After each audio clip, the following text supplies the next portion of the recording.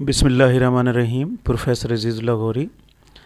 کل ماشاءاللہ یکم محرم ہے اور یکم محرم کے حوالے سے گفتگو کریں گے۔ میرے ساتھ بیٹھے ہوئے ہیں حضرت مولانا قاری نصر اللہ صاحب۔ میں ان سے ریکویسٹ کرتا ہوں کہ محرم کے حوالے سے اپنے خیالات کا اظہار کریں۔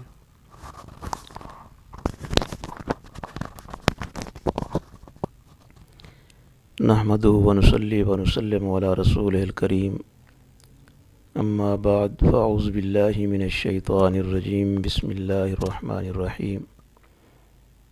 یا ایہا الذین آمنوا استعینوا بالصبر والصلاۃ ان اللہ مع الصابرین ولا تقولوا لمن یقتل فی سبیل اللہ اموات بل احیاء ولکن لا تشعرون۔ وَلَنَبْلُوَنَّكُمْ بِشَيْءٍ مِّنَ الْخَوْفِ وَالْجُوعِ وَنَقْصٍ مِّنَ الْأَمْوَالِ وَالْأَنفُسِ وَالثَّمَرَاتِ وَبَشِّرِ الصَّابِرِينَ الَّذِينَ صدق اللہ العظیم وبلغنا رسولہ النبی الکریم الامین ونحن علی ذلک لمن الشاہدین والشاکرین والحمد للہ رب العالمین۔ ماشاءاللہ اسلامی کیلنڈر کا نیا سال شروع ہو چکا ہے۔ آج یکم المحرم ہے۔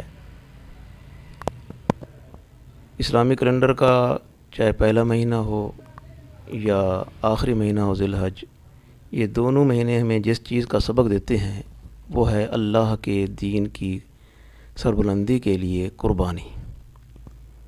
رب تعالیٰ نے فرمایا وَلَنَبْلُوَنَّكُمْ بِشَيْءٍ مِّنَ الْخَوْفِ وَالْجُوعِ وَنَقْصٍ مِّنَ الْأَمْوَالِ وَالْأَنفُسِ وَالثَّمَرَاتِ وَبَشِّرِ الصَّابِرِينَ، کہ ہم آپ کو ضرور بالضرور آزمائش میں ڈالیں گے۔ بِشَيْءٍ مِّنَ الْخَوْف، خوف دے کر، والجوع، بھوک سے، پیاس سے، ونقص من الاموال والانفس والثمرات، اور اپنی جانوں کے اور اپنے پھلوں کے، ان کے نقصان دے کر۔ تو ہم دیکھتے ہیں خانوادہ نبوت کربلا کے میدان میں ان تمام امتحان سے گزرا، اور جو آزمائش کی رکھی ہے اللہ تعالیٰ نے کہ خوف دیں گے، تو کربلا کے میدان میں جو خوف تھا وہ نہ پہلے کبھی تھا کہیں میدان میں، نہ بعد میں کہیں دیکھا گیا۔ جو بھوک تھی، جو پیاس تھی، وہ بھی انہیں خانواد نبوت کا یہ خاصہ تھا، وہ برداشت کر گئے۔ اسی طرح نقص من الاموال والانفس، اپنی جانوں کی بھی قربانی تھی، اپنے مال کی بھی قربانی تھی، والثمرات، اور اپنے پھلوں کی بھی، چھوٹے چھوٹے شہزادے تھے ان کو بھی شہید کیا گیا۔ تو محرم الحرام جہاں ہماری تاریخ اسلام کا ایک سیاہ باب ہے، وہاں ہمارے لیے خانوادہ نبوت نے بہت بڑا سبق بھی دیا ہے، اور وہ سبق یہ تھا کہ وقت کے یزید کے مقابلے میں سر بلند رکھنا ہے، اس کے سامنے جھکنا نہیں ہے۔ سر کٹ جائے، جھک نہ جائے، دین اسلام کی خاطر، اور اسلام کی جو مذہب اسلام کے جو ہمارے اصول دیے ہیں ان کے اصولوں کی کوئی خلاف ورزی کرے تو اس کے سامنے چاہے کتنا بڑا جابر کیوں نہ ہو، اس کے سامنے ڈٹ جائیں۔ کیا چیز کی کمی تھی؟